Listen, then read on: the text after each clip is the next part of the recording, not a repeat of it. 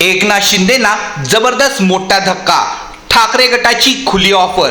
महाराष्ट्रात पुन्हा राजकीय भूकंपाचे संकेत। नमस्कार।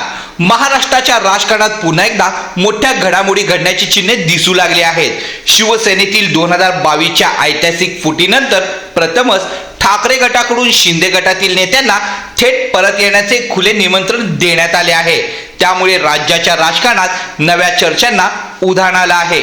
शिवसेना ठाकरे गटाचे खासदार संजय राऊत यांनी नुकत्याच केलेल्या वक्तव्यात शिंदे गटातील नाराज नेत्यांना परतीचे संकेत दिले आहेत। राऊत म्हणाले की भाजपाकडून अपमानित होत असल्याची भावना जर कोणाच्या मनात असेल आणि आपण चुकीचा निर्णय घेतल्याचा पश्चाताप होत असेल तर अशा नेत्यांनी पुन्हा उद्धव ठाकरे यांच्या नेतृत्वाखाली यावे। संजय राऊत यांच्या या वक्तव्यामुळे राजकीय वर्तुळात अनेक तर्कवितर्कांना सुरुवात झाली आहे आणि विशेष म्हणजे विधान परिषदेतील विरोधी पक्षनेते अंबादास दानवे यांनीही संजय राऊत यांच्या भूमिकेला पाठिंबा दिला आहे।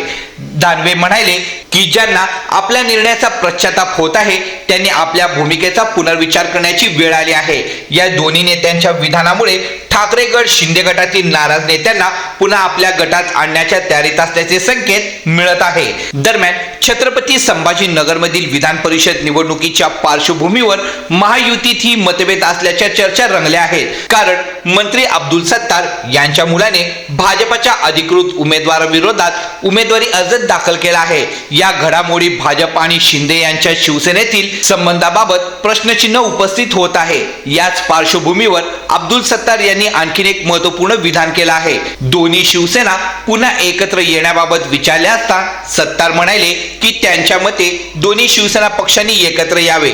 तसेच एकनाथ शिंदे यांनी असा निर्णय घेतल्यास आम्ही एका मिनिटात त्यासाठी तयार होऊ असंही त्यांनी स्पष्ट केलं। एकीकडे ठाकरे गटाकडून परतीची ऑफर तर दुसरीकडे शिंदे गटातील काही नेत्यांकडून पुन्हा येण्याचे संकेत। या सर्व घडामोडीमुळे महाराष्ट्राच्या राजकारणात पुन्हा एकदा मोठा राजकीय भूकंप होणार का याकडे सर्वांचे लक्ष लागले आहे। आता पुढील काही दिवसात या राजकीय हालचाली कोणते नवे वळण घेतात हे पाहणं महत्त्वाचं ठरणार आहे।